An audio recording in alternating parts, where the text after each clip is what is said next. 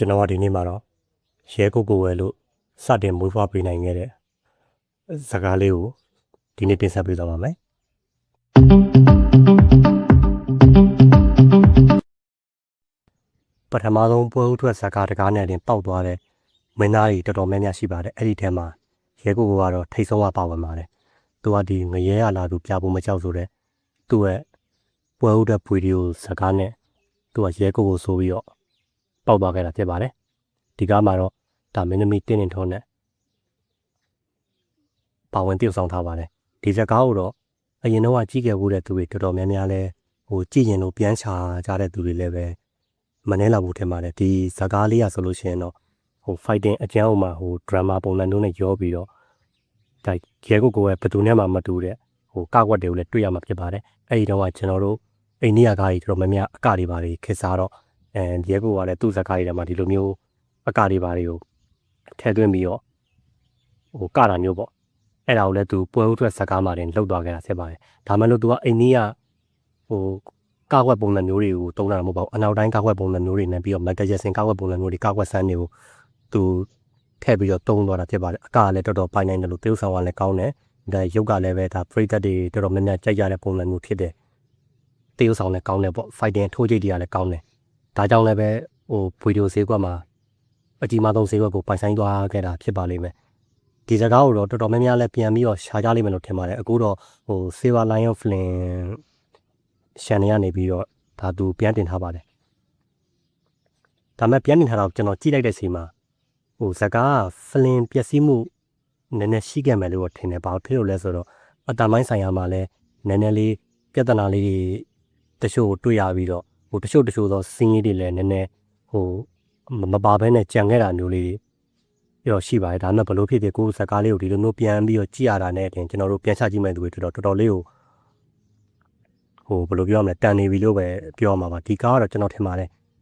အခုတင်ထားတဲ့ဒီဇာတ်ကားလေးကနောက်ထပ်2ပိုင်းလောက်ဆိုလို့ရှိရင် view ကတော့မီလီယံလောက်ထိကိုရောက်သွားနိုင်မယ်လို့တော့ကျွန်တော်မျှော်လင့်မိပါတယ်အဲ့လောက်ထိလည်းရောက်သွားနိုင်ပါတယ်ဘာဖြစ်လို့လဲဆိုတော့တော်တော်များများလဲကြိုက်ခဲ့ရတဲ့မင်းသားနဲ့ကြိုက်ခဲ့ရတဲ့ဇာတ်ကားဖြစ်လို့ပါပဲရဲကိုကဒီငရဲလာစုပြဖို့မကြောက်ဆိုတဲ့ဇာတ်ကားလေးနဲ့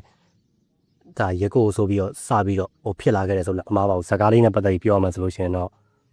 အန်ဂျော်ကြီးတို့ဒါလူမိုက်ဖွဲ့ပေါ့အဲ့ထက်မှာလူချမ်းဦးမင်းစိန်တို့တခြားလူချမ်းတွေပါမဲ့တူပဲသူတို့ကရဲကိုရဲ့အဖေကိုအမှတတ်သွားခဲ့တယ်ရဲကိုကအဲ့ဒီဟာကိုဒီအဖွဲ့ကို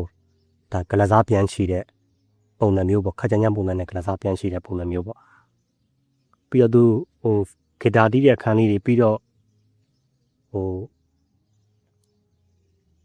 တော်တော်များများလဲတွေ့ရပါတယ်ဒရာမာဆန်ဆန်fighting နဲ့ရောထားတာဆိုတော့ဒရာမာကြိုက်တဲ့သူတွေလည်းပဲကြိုက်ကြတယ် fighting ကြိုက်တဲ့သူတွေလည်းကြိုက်ကြတယ်ဆိုတော့အဲ့လိုမျိုးနှစ်မျိုးနှစ်စားပေါ့အဲ့လိုပုံစံမျိုးလေးနဲ့တော့ဒါကျွန်တော်တို့တွေ့ရပါတယ်ဒီဇာတ်ကားလေးကတော့အခုပြန်စာကြည့်လို့တော့ရနေပါပြီကျွန်တော်လည်းပြီးခဲ့တဲ့ရက်ပိုင်းလောက်တော့မှတွေ့လို့ဒီဟာလေးကိုပြန်ကြည့်ပြီးတော့ကိုလိုမျိုးဗီဒီယိုလေးကိုလုပ်ပေးခဲ့တာဖြစ်ပါတယ်ဒါရဲကိုရဲ့အကောင်းဆုံးကားကြီးထဲမှာတကားဆိုလို့ရှိရင်လည်းမမပါဘူးသူ့ရဲ့အစာပိုင်းအနုပညာလှုပ်ရှားမှုဖြစ်တဲ့အတွက်ကိုဒါတမျိုးတစ်ပုံကြည့်လို့ကောင်းပြီးစိတ်ဝင်စားဖို့တော့ကောင်းပါတယ်ဒါကြောင့်ကျွန်တော်ဒီနေ့မှာတော့ဒါရဲကိုရဲ့ပွဲဥတဲ့ဗီဒီယိုဇာတ်ကားလေးဖြစ်တဲ့ငရဲလာစုပြဖို့မကြောက်ဆိုတဲ့ဇာတ်ကားလေးကိုဒါဒီလိုမျိုးလေးဗီဒီယိုလေးလုပ်ပေးပြခဲ့တာဖြစ်ပါတယ်ကြည့်ရှုအားပေးနားဆင်ဖို့အတွက်လည်းဒါဒီနေ့အတွက်လည်းအားလုံးကျေးဇူးတင်ပါတယ်ပြန်ရှာကြည့်မယ်ဆိုလို့ရှိရင်လည်းပဲကျွန်တော်ပြောတဲ့ channel မှာပြန်ကြည့်နေလို့ရနေပါပြီ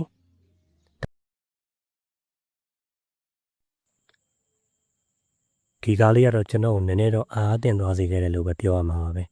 ဇာတ်ကားရဲ့နာမည်ကတော့စိန်ရုပ်ဖွင့်မှများဖြစ်ပြီးတော့ကျော်သက်ချိုင်းအောင်နေရဲလင်းတို့ပါဝင်တည်ဆောင်ထားပါတယ်မင်းသမီးကတော့ဝါဝါအောင်ဖြစ်ပါတယ်ကျွန်တော်လွန်ခဲ့တဲ့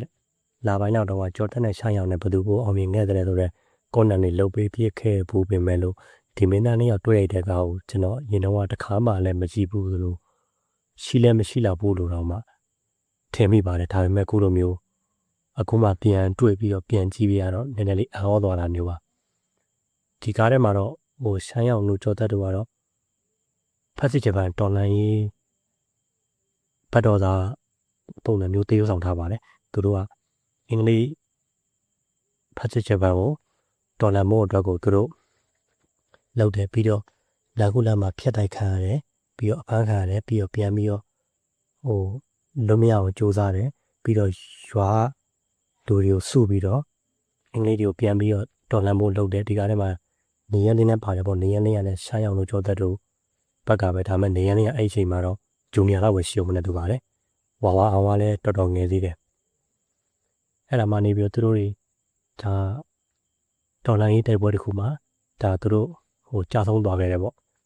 ဇာကားလေးကတော့အပုံစံမျိုးလေးပါပဲဒေါ်လာရေးကားတွေရဲ့ပုံစံတိုင်းပဲဇလန်း80ရာခိုင်နှုန်းလောက်တော့တူပါတယ်ဒါမှမဟုတ်ဇာကားရဲ့ review ဆိုတာထက်ကိုအဲ့ဒီမင်းသား2ယောက်သလုံးတွဲပြီးတော့ကြည့်ရတာတော့စိတ်ထဲမှာတော့တမျိုးလေးတော့ကောင်းပါတယ်ဒါပေမဲ့လို့တိုင်း EDP နဲ့ကြည့်ရတော့မှလည်းနည်းနည်းလေးရုပ်ထွက်ကလေးကနည်းနည်းလေးလိုနေတာမျိုးကြီးရှိရတော့ဒါဒီလိုမျိုးပဲသိခံပြီးကြည့်ရတာပါပဲအဲ့ဒီတော့film ပေါ့ film ဆိုတာတော့မှပဲဒါရုပ်ရှင်ကားကြီးမဟုတ်ဘဲနဲ့ video film ဆိုတော့အားလောက်ကတော့ဖြစ်မှာပါပဲအဓိကတော့ဒီကားထဲမှာတော့ခေါင်းဆောင်မင်းသားတော့ရှားရောင်ပေါ့ပြီးတော့ဒုတိယမင်းသားတော့ကြော်သက်ပေါ့ပြီးတော့နေရလင်းတို့ဘာတော့ခုနကပြောဆိုမျိုးပါတယ်ပေါ့အဲ့လိုမျိုးပါပဲဇာကားလေးကတော့ဒါထွေထူးတော့မဟုတ်ပေမဲ့လို့ဒီမင်းသားနှစ်ယောက်တွေ့ရတာကိုအရင်တော့မကြည့်ဘူးပဲနဲ့ကိုမှကြည့်ဘူးတော့ဒါခန်းစားချက်တစ်မျိုးဖြစ်တာနဲ့ဒီဇာကားပေါ့ကတ်ကလေးကိုလုပ်ပေးလိုက်တာဖြစ်ပါတယ်ကြည့်မယ်ဆိုလို့ရှိရင်တော့အမှစေးပါလိုင်းရုံးမှာတင်ထားပါပြီအမှဝင်ကြည့်လို့ရပါတယ်ဒါဆိုတော့ဒီမင်းသားနှစ်ယောက်စလုံးပါဝင်ထားတဲ့စင်ရုပ်ခွင့်မဲ့များဒါဗီဒီယိုဇာကားလေးကတော့အဲ့ဒါနဲ့ပတ်သက်ပြီးဒီလောက်ပါပဲတချီနှုံးက Moss and Mori တို့အကောင်းဆုံးပါဝင်သရုပ်ဆောင်ခဲ့တဲ့ Academy ပြုံးချိုကြီးဇာတ်လမ်းလေးကြောင်းကျွန်တော်ဒီနေ့မှာတော့ပြောသွားပေးမှာဖြစ်ပါတယ်ဒါဆိုရင်တော့ intro လေးပြီးရင်တော့ဆက်လိုက်ကြအောင်ပါ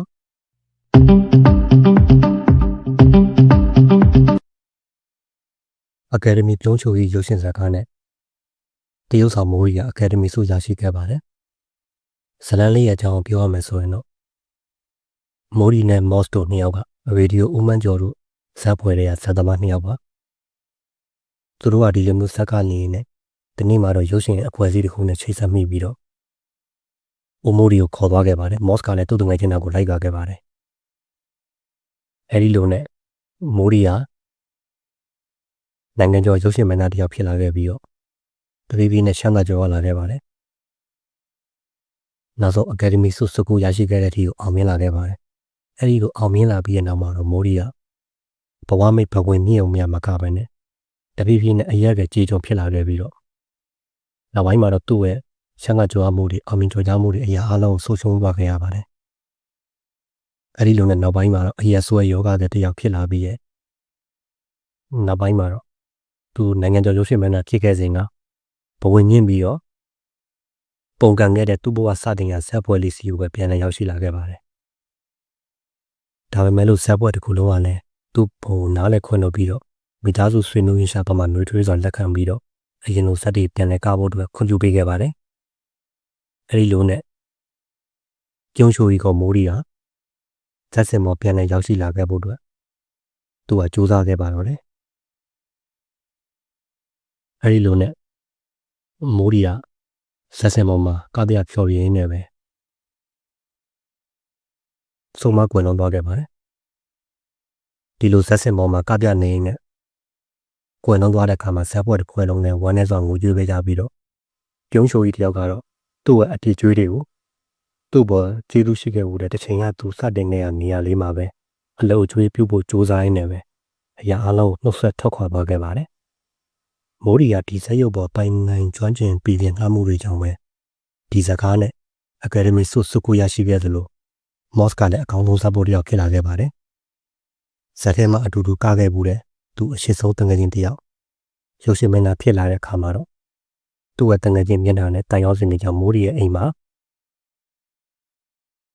ခိုင်ဘတ်တယောက်နောက်လိုက်တယောက်တာဘဝနဲ့ပဲသူ့တငယ်ချင်းကို ဘဝင်မြင့်နေတဲ့သူ့တငယ်ချင်းကိုပေါ့နော်ဒီကနားလဲခွင့်လို့ပေးရင်းနဲ့သူ့ရဲ့အရှိန်မျိုးကိုကုံဆုံးခဲ့ပါတယ်နောက်ဆုံးမှာတော့သူ့ရဲ့အောက်ဆီလွတ်မှုတွေအရက်ကြီးကျုံဖြစ်လာမှုတွေနဲ့ဘဝင်မြင့်လာမှုတွေကိုဘလို့မှတီးမခဏရတဲ့အဆုံးမှာတော့မော့စကမိုဒီစီကနေပြီးတော့ထွက်ခွာလာခဲ့ပြီးတော့ဇက်ပွဲတဲ့ဦးပဲပြန်လည်ရောက်ရှိလာခဲ့တာပေါ့ဒီစကားမှာဦးမော့စကအကယ်ဒမီဆုနဲ့လွဲခဲ့ပေမဲ့အကောင်းဆုံးဇက်ပိုတယောက်ဖြစ်လာခဲ့ပါတယ်မိုဒီအကယ်ဒမီဆုရတော့သူလည်းလိုချင်ရှာမှာပေါ့ဒါပေမဲ့လည်းနောက်ဆုံးမှာတော့သူရန်လိုချင်ခဲ့တဲ့အကယ်ဒမီကိုသူကိုယ်လုံးကအနီးမှာပဲသူရရှိခဲ့ပါတယ်အဲဒီလိုရရှိလာခဲ့တဲ့အခါမှာသူ့ရဲ့ဝမ်းသာစကားတွေကျင်းနေမှုတွေကိုကျွန်တော်တို့တွေ TV ဖန်သားပြင်ပေါ်မှာကြည့်ရှုခံစားခဲ့ကြပူပါတယ်ကျွန်တော်တို့အားလုံးလည်းအပျော်တွေကိုဆက်သွားခဲ့တဲ့အခိုက်အတန့်တစ်ခုပေါ့ကျွန်တော်ဒီစကားမှာတော့ကျွန်တော်အဓိကပြောချင်တဲ့မိုဒီနဲ့မော့စ်ကဇက်ကောင်နှစ်ယောက်ကြောင့်အဓိကပြောခဲ့တာပေါ့နော်တခြားတရုတ်ဆောင်တွေအများကြီးလည်းဒီစကားမှာတော့ပါသေးတယ်အဲ့ဒီဟာကြီးတော့ကျွန်တော်ထွေထူးတော့ထပ်ပြီးမပြောတော့ပါဘူးမော့စ်ကလည်းအကောင်းဆုံးဇက်ပိုတယောက်အနေနဲ့တာဝန်ကြီးရတဲ့ပို့တယ်လို့မိုဒီကလည်းဒီအကယ်ဒမီဆုကိုစုကိုရရှိသွားခဲ့တဲ့ဟာတော့ထိုက်တယ်လို့ပဲပြောရမှာပဲဒါပေမဲ့လို့မော့စ်ကတမုံမှုတွေလည်းပဲအများကြီးပါတာပေါ့ဒါတော့ကျွန်တော်ဒီနေ့မော့စ်ကအကောင်းဆုံးဇက်ပိုတရုတ်ဆောင်တယောက်ဖြစ်ခဲ့ပြီးတော့မိုးကြီးအကယ်ဒမီဆုစုကိုရရှိခဲ့တဲ့အကယ်ဒမီပြုံးရှိုးကြီးရုပ်ရှင်ဇာတ်လမ်းအကြောင်းကိုကျွန်တော်ပြပြပေးခဲ့တာဖြစ်ပါတယ်ကြည့်ရှုအားပေးနားဆင်မှုအတွက်လည်းအားလုံးကိုကျေးဇူးတင်ပါတယ်